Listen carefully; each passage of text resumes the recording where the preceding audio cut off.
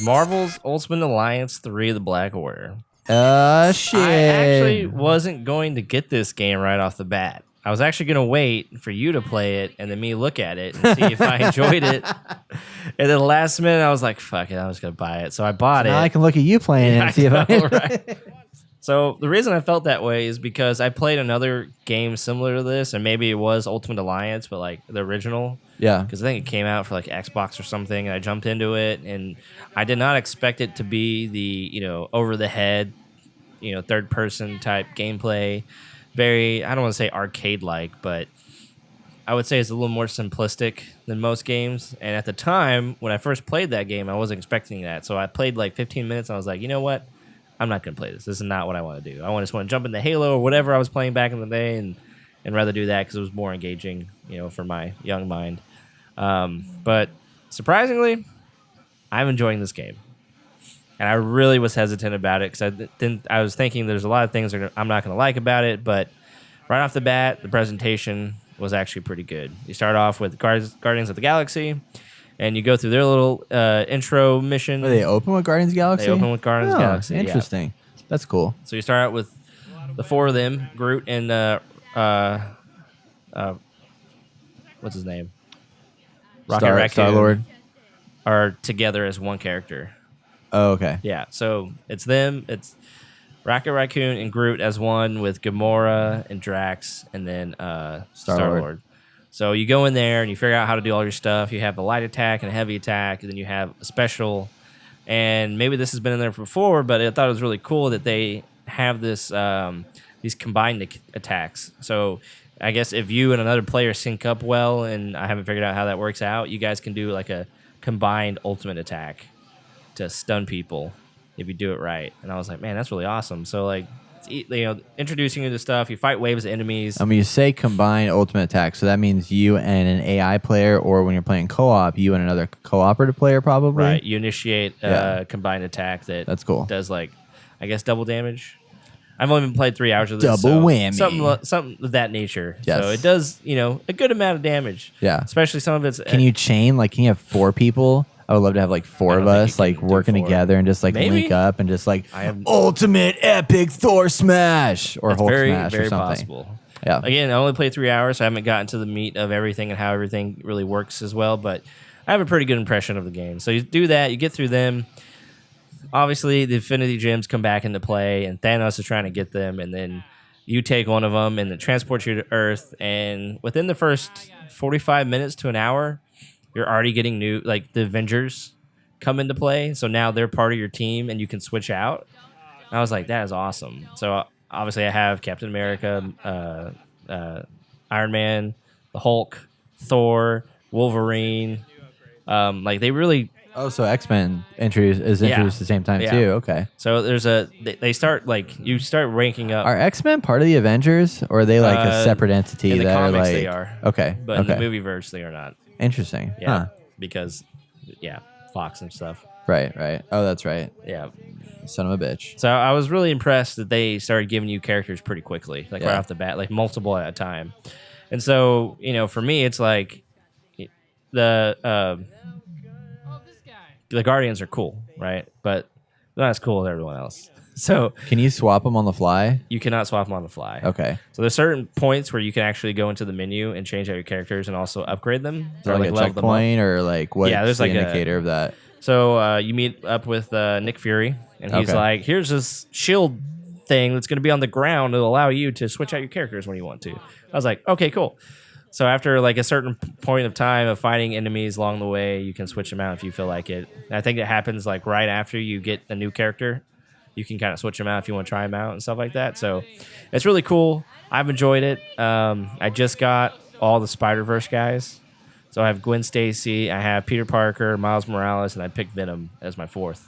So in combining them, they actually give you buffs. So like, I forgot what they called it. Like the Spider people get like an 8% to certain stats because they're actually stats that make up all of their abilities. So, some are better with their abilities. Some are better with, shields, and some people have more health and stuff like that. You can also rank up over time, and as you beat special bosses, they give you level up orbs, which I was thinking that those might be microtransactions, but luckily there are no microtransactions. I was gonna say there better in not this be game. in this game. $60. I know, but there is DLC with DLC Pass, which will give you 3 DLCs starting in the fall, which I'm interested to see. So you get more characters. I'm assuming more story. So I'm curious how that all kind of works out.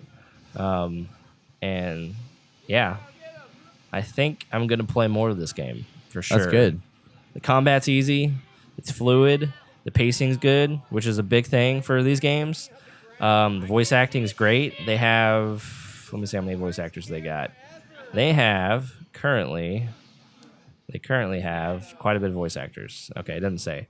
But I think one of the cool things is you have Laura Bailey. She's playing Black Widow, so you have that crossover from the new Avengers game coming out soon. And then you have all the voices from Marvel Spider-Man coming in. So the same voice of Peter Parker and Miles Morales.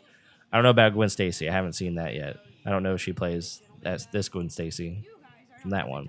I was like, that's cool. Like, I'm glad to see that there are familiar voices that people have become akin to or accustomed to, and they're bringing into these other games. And I hope they do that, continue to do that through more of the Marvel Universe. So, and of course, you have the one and only Nolan North, who's playing Deadpool and Rocket Raccoon, which for me, like, those are perfect voices for him, and he fits them like perfectly. So, just kind of harken back on my thoughts on the new Marvel's Avengers. Him playing Tony Stark is just does not work for me. Yeah, I'm anxious to listen to him as Deadpool, because like when I first heard him play Rocket Raccoon, it was in Telltale's Guardians of the Galaxy, and I was very shocked at how well he did with that voice. Yes, and I'm curious to see how he does with Deadpool. I'm not, like you said, I'm not excited about him in Marvel Avengers. I wish it would have kept all that together, because it just makes sense. Like, I mean, if you want to build out, and also if you guys want to listen to us talk about what we thought the Gamesverse would be for Marvel, go look at theinnergamer.net/217. That's episode 217, where we talked about Avengers Endgame and also what the future of the Gamesverse can be, which looks like now that we have Marvel's Avengers and then Marvel Spider-Man and then this game, there might be some formation of that hopefully at some point coming to fruition. Right. So that's super hype. Super hype. Yeah. And so the guy who wrote the story, surprisingly, this is his only writing credit, at least on IMDb. And he has 21 episodes of Shields where he got special thanks from. So I'm assuming he's helped write some of these episodes, and with that experience, that crossover was easy for him. Wait, which show?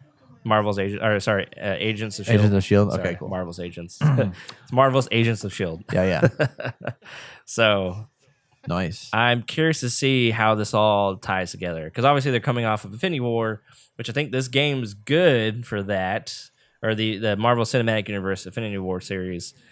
And I'm curious to see like where this leads. I'm assuming it's its own story. It's not going to tie in anything else, like obviously Marvel's Avengers. It's got more of that cartoon comic-esque feeling to it. It's not very serious or anything like Marvel's Avengers game. So for the most part, it's been worth the $60. But I am only 3 hours in, so as I get deeper into the story, I hope to kind of see how everything plays out and how the characters kind of pan out and stuff. And yeah, I'm enjoying it so far. So you mentioned earlier the buffs and how like you have the different characters that I guess you're putting in your party that buff each other, right? Right. So you never have think of like all auto the chest. characters, right? Right. No, you only can select 4 at a time. Okay, so you have 4 of them running with you. So how does that affect the story? If you like say always just have Guardians of the Galaxy, like is there certain points where you have to have certain characters in your party to progress the story? As far as I've seen, is it super independent from all those characters? As far as I've seen, it doesn't matter after you get Guardian of the Galaxy mission, which is obviously your tutorial mission, is like the only part that sets everything up. So like you can't switch anything out. Obviously, you have no one else to switch out with anyway. So the way that they lead into it, I think it kind of makes sense how it switches out as well. And they're all voice acted, right? So when you so all the cutscenes are completely voice acted. That's crazy. And when you go, there's actually people you can talk to along the way, other superheroes, and they're voice acted. But when you chat with them, your character you're chatting with, it's like text chat. It's just text chat. Yeah. There's no voice acting. Yeah, I was going to say that would be intense. that's because they don't know which character is going to be talking with them. Right. So just giving you story bits. So and they voice acted the cutscenes for all the characters, right? Regardless of who you're playing with. But when it comes to just like that more secondary dialogue kind of stuff, where you're story building and whatnot, it's still standard text chat on the screen. Yeah. From what I've played, that is held true so far. So that would make sense. I would say if they did all of that, I'd be like, shit, that's a lot of characters to voice act, because there's like how many characters do you think are in here? And that's at least 8, right? Actually, there's probably more than that. There is a total of 1, 2, 3, 4.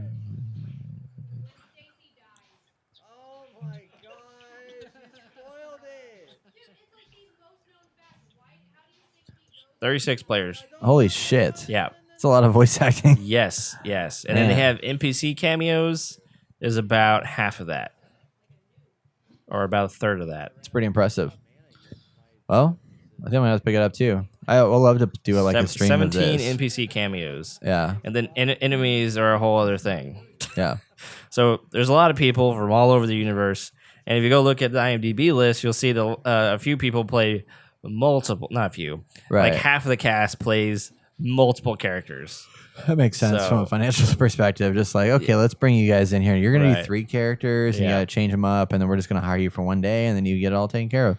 And so far, the voice acting has been pretty good, like spot on. I feel like these voice actors are these characters. Yeah. You know, and like Steve Blum's in there, or Steve Blum. You know Steve Blum? Didn't we interview him or have him do a voice? We saw him at one of the Dallas Fan Expos. Yeah. And so he plays Bullseye, Green Goblin, Venom, and Wolverine. Wow. So, and I feel like all of those characters, because you come into Venom and Wolverine pretty quick, and Green Goblin, and they all sound completely different. You can kind of hear, because he has a specific like raspy voice to him. The one that's like, good dead flesh on my boots, or something like that. Oh, yeah. Yeah. So, you know, he does a good job. He's obviously a staple in this industry, so he kind of knows how to manipulate his voice in certain ways. So he does a good job. And so far, everyone's done a good job. Like, I have not found one I'm like, well, the guy who plays Iron Man, I don't like his voice either. Well, honestly, I'd rather have Nolan North than this other guy. I don't know who he is, but I've never heard of him before. Wow. I mean, you can't win them all. It's really hard with Iron Man now that you've had Robert Downey Jr., because I feel like now everybody just has that expectation of Robert Downey Jr. And he won't be able to break that. Like, he's so distinct, and it's just like, nah, I don't like this person. I don't like this person. Like, I don't know if anybody's gonna be able to top him. Like Thor's kind of hard too, but Thor's a little bit easier to like voice, like to cast. Right. Just need a manly Norse man voice. Yeah, and Hulk's not too hard, I don't think. I mean, all of them are pretty straightforward, except for Robert Downey Jr. just was distinct. Right. And that sucks. So Eric Loomis, I don't think I've ever heard of him, but he's done a lot of Tony Stark in the cartoons. Oh, okay. He also played him in Iron Man 2.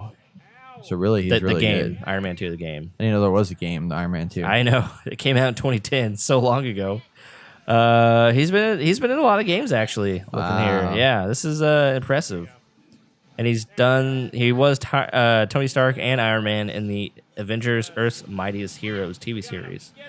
So there's that. This game got 6 out of 10. I'm not surprised. Bombed. I'm not surprised. Man, that's sad. I wanted it. Wow. It's hard to make a superior game until they made Spider-Man.